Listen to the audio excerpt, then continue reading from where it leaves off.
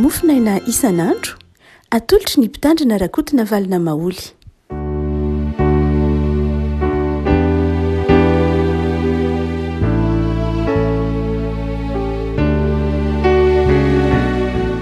Miarahaba antsika rehefa malala tratrity alakamisy fa rony volana martsa ity ny mofinaina voalahatra ho antsika anio dia ny filazan-tsaramasina araka ny Matio toko fahadimy amby roapolo andiny faha efatra ambin'ny folo ka hatramin'ny andiny faha telopolo amin'ny anaran'i Jesoa. Fa ny fanjakan'ny lanitra dia tahaka ny olona izay efa andeha ho any an-tany hafa ka niantso ny mpanompony dia nanolotra azy ny fananany. Koa ny anankiray nomeny talenta 5, ny anankiray 2 ary anankiray 1. Samy arak'izay fahaizany avy dia lasa nandeha izy. Ary niaraka tamin'izay dia lasa ilaina indray ny talenta 5 ka nataony varotra izany ary nahazo tombony talenta 5 koa izy. Ary toy izany koa ilaina indray ny 2 dia nahazo 2 ho tombony. Fa ilaina indray ny iray kosa dia lasa niady tany ka nandevina ny volan'ny tompony. Ary noho ny ela dia tonga ny tompon'ireo mpanompo ireo ka nampilaza azy tamin'ny volany. Ary noho ny anatony ilaina indray ny talenta 5 dia tonga talenta 5 koa izy ka na hoe tompoko talenta 5 no natolotra ho aho, indro nahazo tombony talenta 5 koa. Hoy ny tompony taminy, tsara izany ry mpanompo tsara sady mahatoky. Nahatoky tamin'ny kely ianao dia ho tendreko ho mpanapaka any be. Midira amin'ny fifaliany ny tomponao. Ary noho nanatona koa ilaina indray ny talenta 2 dia hoy izy, tompoko talenta 2 natolotra ao indro nahazo tombony talenta 2 koa. Hoy ny tompony taminy, tsara izany ry mpanompo tsara sady mahatoky. Nahatoky tamin'ny kely ianao dia ho tendreko ho mpanapaka any be. Midira amin'ny fifaliany ny tomponao. Fa noho nanatona kosa ilaina indray ny talenta 1 dia nilaza hoe, tompoko fantatro fa olona mila voatsiary ianao, mijinja eny amin'izay tsy namafazanao ary manangona eny amin'izay tsy nanafanao, dia natahotra ka lasa nandevina ny talentanao tao amin'ny tany, indry lasa anao ny ianao. Ary ny tompony namaky anao taminy hoe, ry mpanompo ratsy sady malaina, efa fantatrao fa mijinja eny amin'izay tsy namafazako ary manangona eny amin'izay tsy nanafako, koa tokony ho nampanana ny volako tamin'ny mpanana vola ianao, ka raha tonga dia ho nandray ny ahy mba mijanany. Koa lao aminy talenta dia omeo ilay manana talenta 10, fa izay rehetra manana dia omena ka hanambe, fa izay tsy manana kosa na dia izay ananana aza dia alaina aminy. Ary ario ho any amin'ny maizina ny velany mpanompo tsy mahasoa, any no misy ny fitomanina sy ny fikidrohany vy. Ray masino, manamasinana amin'ny fahamarinana, ny teninao ny fahamarinana. Amen. Riavako tantara fantatsika ity fanoharana nataony Jesoa ity momba ny talenta. Nisy mpanan-karena anankiray na olona nanana izay fananana dia nametraka ny fitokisany tamina mpanompo anankitelo. Ny mpanompo voalohany dia nomeny talenta 5, ny mpanompo faharoa nomeny talenta 2 ary ny anankiray 1. Ilay talenta dia vola izay no hevin'ilay talenta. Vola fotsy na volamena dia izay no atao hoe talenta eto. Dia napetrany tamin'ireo olona ireo ary dia lasa izy nandeha. Rehefa niverina izy dia tonga izy nampiantso azy ireo, hoy ny filazan'ny Matio azy hoe nampilaza ny amin'ny volany. Dia tonga ireo olona ireo izay nanankinana ilay talenta dia samy mitondra ny vokatra. Ny roa voalohany nitondra vokatra tsara ary ny ray farany kosa dia nandevina ilay talenta izay nomena azy. Ina no lesona na tiany Matio takaritsika momba ny talenta eto.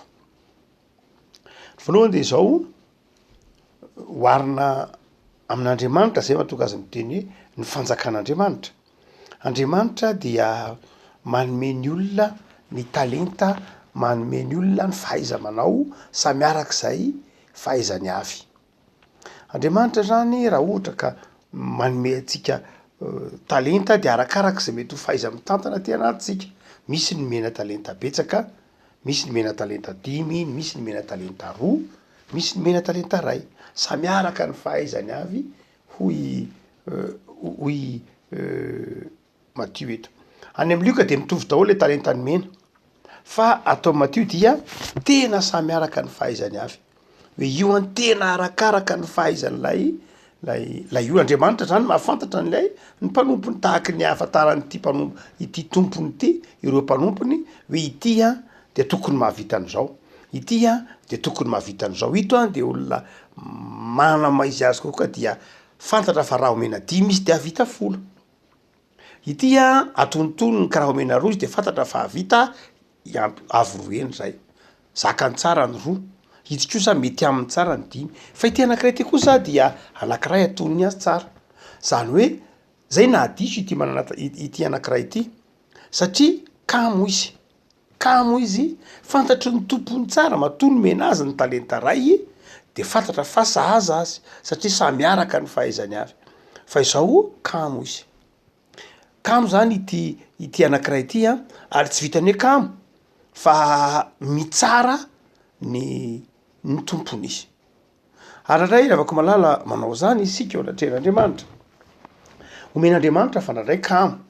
omen'Andriamanitra fandrandray malaina omen'Andriamanitra ndray fa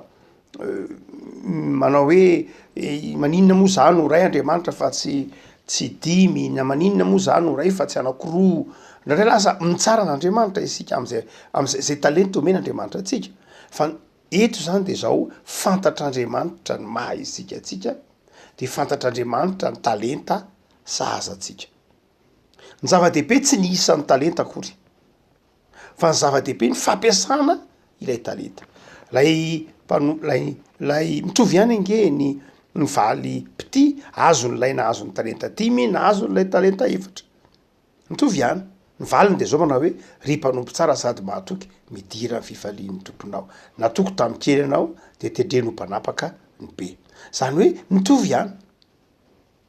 raha ohatra ka ny asa tsara lay mena talenta ray ka nahatonga ny tonga talenta 2 de ho nitovy ihany ny valy pitiny ny tata am'lay nahazo talenta 5 no zany de izao ny tokony ao an-tsaintsika de ny fanjakan'Andriamanitra dia isika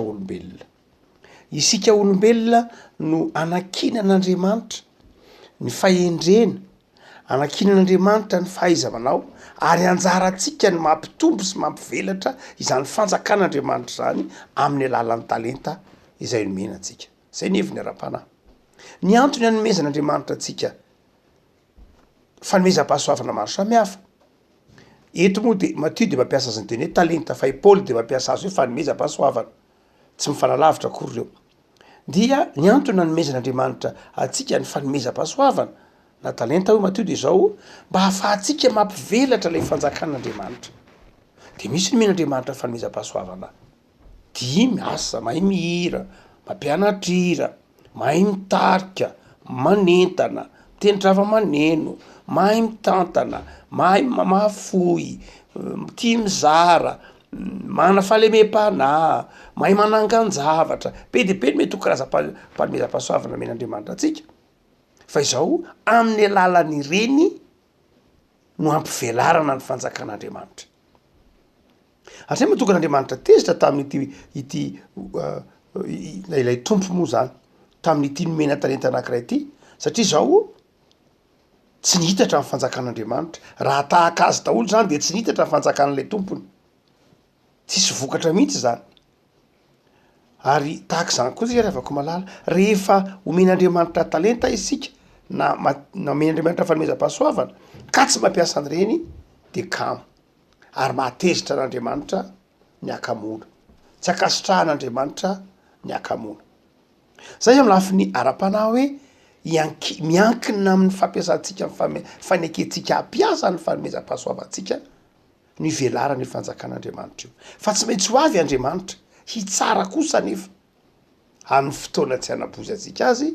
hitsara ny nampiasantsika ny fanomezam-pahasoavana nomenantsika de enganery afako malala rehefa mbi eo amin'ny tompo isika de andrenitenin'ny tompo anao hoe ry mpanompo tsara sady mahatoky natoko tam'kery anao tedrena manapaka am be midira ny fifalian'ny tomponao engane ho mpanompo ho naina piasa ny fanomezam-pahasoavana isika fa raha jerena am lafiny fiainana andavanandro avako malala de ity tantara ty de nampiasain'ny Calvin mba anazavana ataotsika hoe ny fitantanana rahabola mihitsy ny tokony adonotsika fa ny protestanta dia ny protestantisme zany a dia zay azo lazaina hoe ny toetsaina protestanta dia nivelatra tao anatin'ny toetsaina protestanta ny kapitalisme ary izay mihitsy moa lay papa antsoina hoe Léon XIII dia tena nanondro mazava mihitsy manao hoe ny protestanta no loharan'ny poran'ny kapitalisme teto ambonin'ny tany any am taojato fa 900 no itenenany an'izany faraparany taojato fa 900 nahoana satria ny toetsaina protestanta dia am'izay maha izy azy dia mampivelatra ny tsirairay ny tsirairay dia tian'Andriamanitra ny tsirairay dia natao atoky tena ka afaka mivelatra afaka samy manana zay maha izy azy ary manana fahafahana piasa izay nomen'Andriamanitra azy avy io no mahatonga ny Calvin manao hoe ny fiainana mpitantanana ange de zao hoe omen'Andriamanitra atsika ny talenta de omen'Andriamanitra atsika ny fahafahana mampiasa ny talenta de zay no miteraka tombony nay maka fonony mbola tao Genève Calvin eny izy mbo taony maty dia izy a tamin'ny fiandohan'ny fitondrany ny tanànany Genève de be reo olona nahantra tao am'izany tanàna lehibe zany ary lazainao isan'ny tamin'ny androny a dia isan'ny tanàna tamin'ny fiandohan'ny fitondran'ny tanàny tany Genève zany dia isan'ny tanàna ataotsika hoe zandry indrindra ny tamin'ny Europa Genève isan'ny betsaka nahantra isan'ny betsaka olona tsy nananasa fa rehefa nandinika ny fiarahamonina izy de zao ny zavatra tsapany be ny olona manambola fa mapirina ny volana any an-trano be ny olona manambola fa tsy mizara be ny olona manambola fa tsy mamorona asa de nietreritra teo Calvin izy manao hoe misy sitrapon'Andriamanitra tsy mazava zany dia hoy izy tamin'ny mpanambola zao no izy ampiasao ny volanareo ampiasao io volanareo fa avy amin'Andriamanitra io matoa nomen'Andriamanitra anareo io vola io de tsy nataonareo iondanana sanatriny nataonareo hipirina fotsiny any atokantrano any fa ampiasao io vola io fa rehefa ampiasainareo zay ny sitrapon'Andriamanitra dia ny olona hoe ahoana moa zany nampiasana azy azonareo ataony mampindra anazy tahak'izay hitatsika am'ty fanoharana momba an'ilay hoe ity tapelatanatsika ity hoe naprimina le vola tany am'mpampanana vola de miteraka rehefa avy eo de izy Calvin manao hoe apetrao rehefa tsy ampiasainao de zao apetrao any amin'ny mpanambola le izy dia avy eo raisinareo amin'ny janany miaraka amin'ny zanany dia hoy ny olona atao Genève fa ngamo azo atao ny mampanjana bola tena tsy azo atao mihitsy mampanjana bola raha kristianina de io Calvin eny tokoa tena tsy azo atao satria ny testamenta taloha de manazava manao hoe tsy azonao atao ny mampanjana bola amin'ny rahalahinao zany hoe ampiara-mivavaka aminao fa manoto ianao raha mampanjana bola fa saingy zao kosa azo atao mampanjana bola ho Calvin raha amin'ny lafiny hoe fandraharana no ampindramana azy de tsy azon'ny olona ahoana tsara zao ho Calvin raha ohatra ka mampindram-bola ianao ka ilain'ny olona amin'ny sakafony ilain'ny olona hividianana fanafody zany hoe fampindramam-bola noho ny fahamporetana na noho ny fahasairanana de melika ao anatren'Andriamanitra ianao raha makazana bola hoe za ome zana-bola fa ohatra hoe asa misy olona mila fanafody raha tahaka zany de mindram-bola aminao de akanao zanany de diso ao anatren'Andriamanitra ianao hoy ity mpanitsy fivavahany ity fa raha ohatra kosa lay olona ka mindram-bola na mampindram-bola ianao ka hanaovany investissement na hanaovany ananganany zavatra hoe hanaovany trano hanaovany varotra ananganany orinasa zay la ilailana le vola de zao tena tsy maninona mihitsy raha misy zanany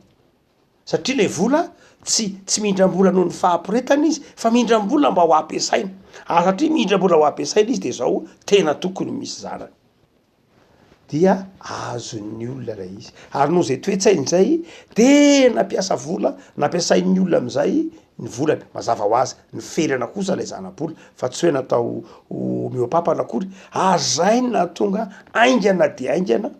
ny fivoarany toekaraina atao Genève ary noarany vetivety ireo tanàna lehibe zay mitovitovy lagina tamin'ny tany aloha Lyon sy ireo tanàna lehibe isan-karazany tany hoe Roma Naples sotr'izany dia vetivety dia tratran'ny Genève ny alehibeny reny tanàna reny satria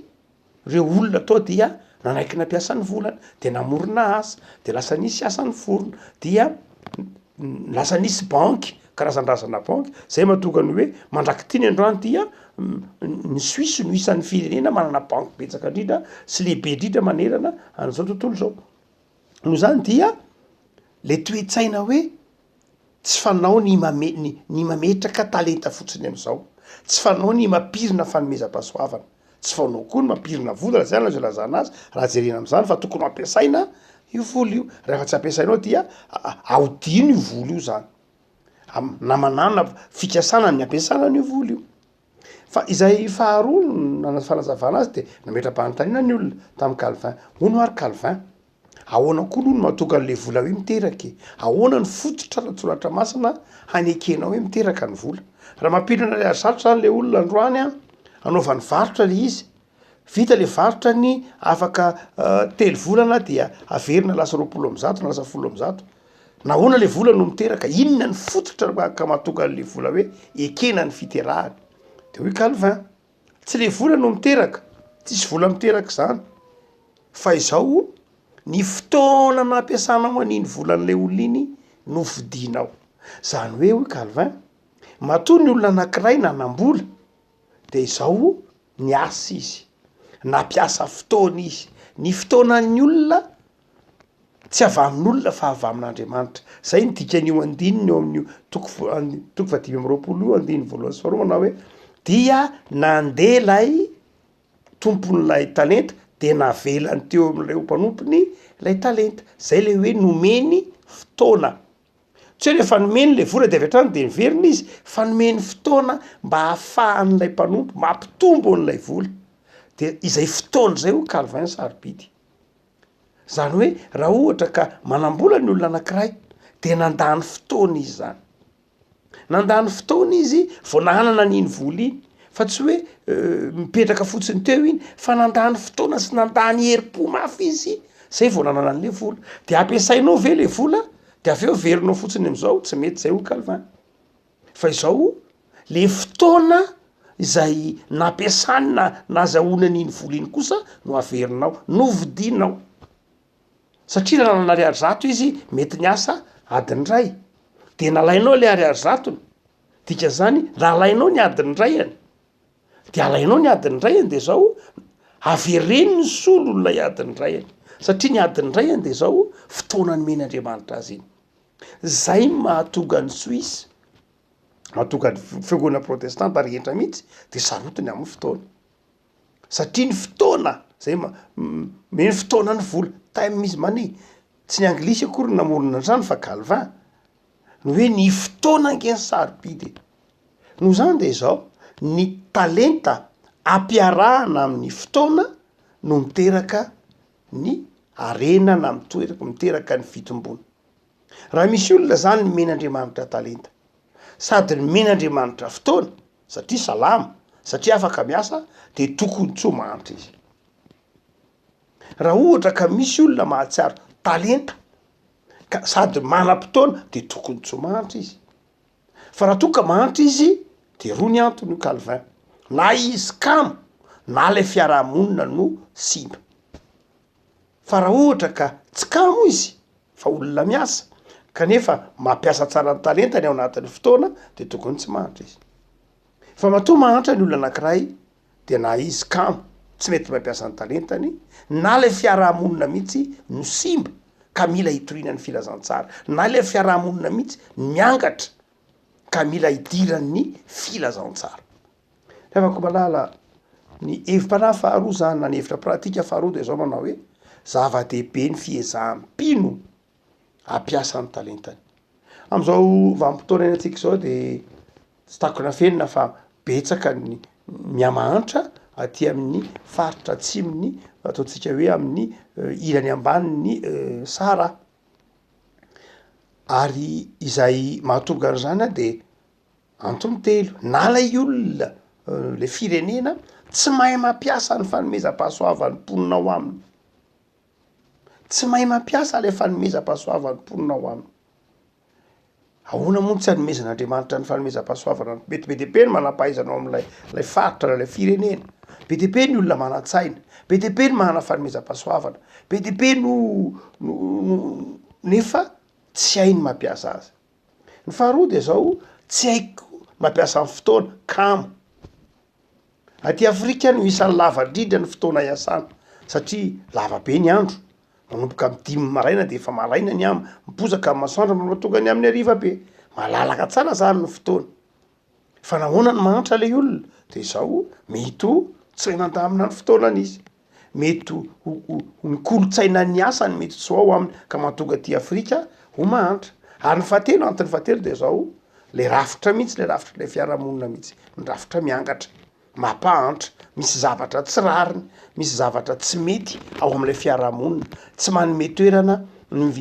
vidy-katsasara ny hafa, tsy manome toerana ny vidy-katsembohan'ny hafa, tsy manome toerana ny manome lanja ny fotoana, tsy manome lanja ny fanomezam-pahasoavana, fa fiarahamonina simba tahak'izay nitranga tamin'ny andron'ny Riamosam-paminany.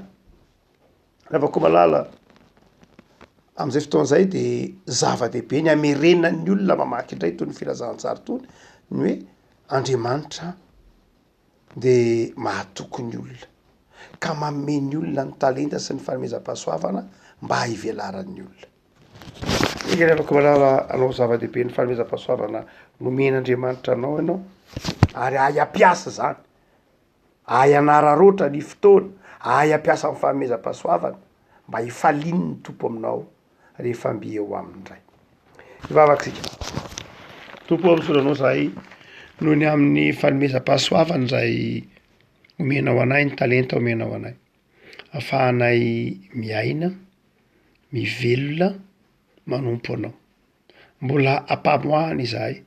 de azavelanao ho mpanompo malaina, ho mpanompo ratsy ka hitsaranao sy hitsara ny hafa fa tsy hiasa na hanompo anao. De meo anay Tompo ny fahazavan-tsaina ahafahanay mampiasa ampifaliana zay talenta nomenao anay. Jereo manokana ny firenenay Tompo zay ao anatin'ny fahantrana. Nomenao harena miseho amin'ny endrika maro samihafa ny malagasy. Omenao fotoana koa satria betsaka tanora, fa omeo anay kosa Tompo ny fahendrena ahafahanay mampiasa izany talenta sy fanomezam-pahasoavana zany. Fa tsy planinao, tsy sitraponao ny fahantrana, fa ny fandaharanao de zay ananan'ny olona fahafenona ka asambatra azy ao anatin'ny fanomponanao. De manapire anay ianao, me fahazavan-tsainy zahay. De manapy koa ny tokantrano tsirairay amin'ny fiezahany, handamina ny tokantrano, hiaina amin'ny fifaliana, manapy ny asa fivelomana, ny fitezana amin'ny isa tokantrano ianao. Ary dia am'izao herinandro madiva hifaran'izao de ampitoero aty anatinay Jesoa ny fifaliana ao an-trano. Amin'ny anarany Jesoa Kristy mpamonjy, manakinanay ny fanoloran-tenanay. Amen.